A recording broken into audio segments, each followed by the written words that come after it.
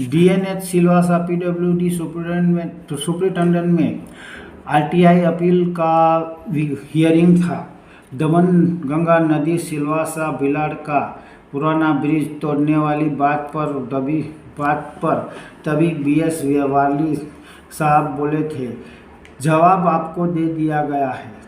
तब हमने बताया था पीडब्ल्यूडी अधिकारी ने सामरवानी पार्टियों केटी परमार का इंद्रप्रस्थ बचाने सिलवास खानवेल बुरकुट फलिया वरिष्ठ भाजपा नेता फतेह सिंह चौहान का मॉल बचाने और पिपरिया पुलिस स्टेशन के सामने बाबू चौहान का सेंटर पॉइंट बचाने सिलवासा वापी 3 पीडब्ल्यूडी ने गलत ओवरब्रिज बनाया है और बताया कि दादरानगर हवेली का विकास देशद्रोही कलम से हुआ है और बताया देशद्रोही कलम विकास में कांग्रेस भाजपा का आतंक। बैनर की फोटोकॉपी बताई तो इंजीनियर साहब के जरिए 15 दिन के बाद बुलाने वाली बात हुई थी और फतेह सिंह चौहान कालिया और राकेश चौहान ढोलिया के कहने पर पीडब्ल्यूडी अधिकारी ने अपील कैंसिल करने वाली टपाल भेज दी और राजनीतिक नॉन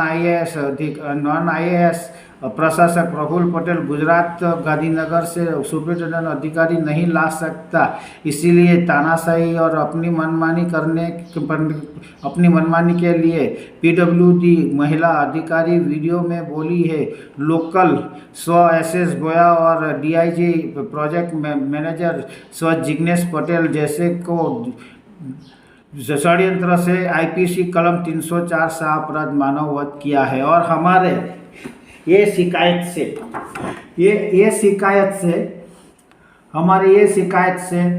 देशद्रोही कलम का वापस करने पर ये विकास दादरानगर रेल का विकास शुरू हुआ है।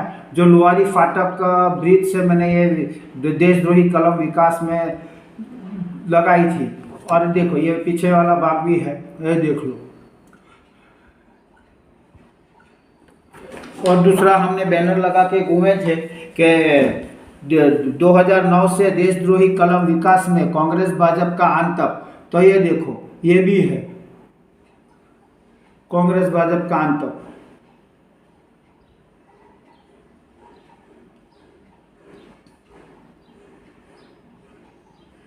तो हमें पिटवाया गया है और डराया गया है, पिटवाया गया है और डराया गया है पुलिस वालों से और गांव वालों से।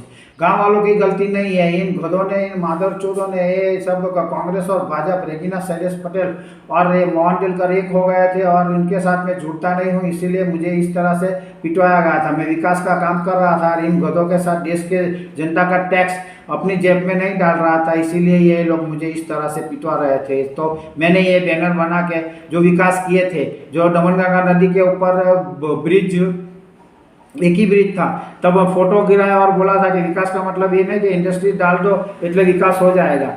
और दूसरा कि ये जो नहर वाला ब्रिज जहाँ मोदी 304 सा अपराध मानव वध में फंसता है, ये गुजरात का नहर है, तो ये ब्रिज टूटा क्यों?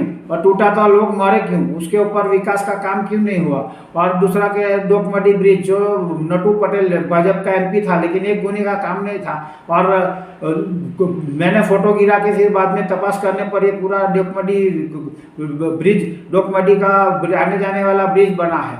तो ये विकास मेरे जरिए हुआ है और मुझे पिटाई करवाया जा रहा है, इसलिए मैंने बैनर बना के लगा के साइकिल पे घूमा था। लेकिन फिर भी ये कुत्ते बोलते नहीं है, फंसते हैं, इसलिए और मेरा न्याय होता है, इसलिए चुपचाप बैठे थे।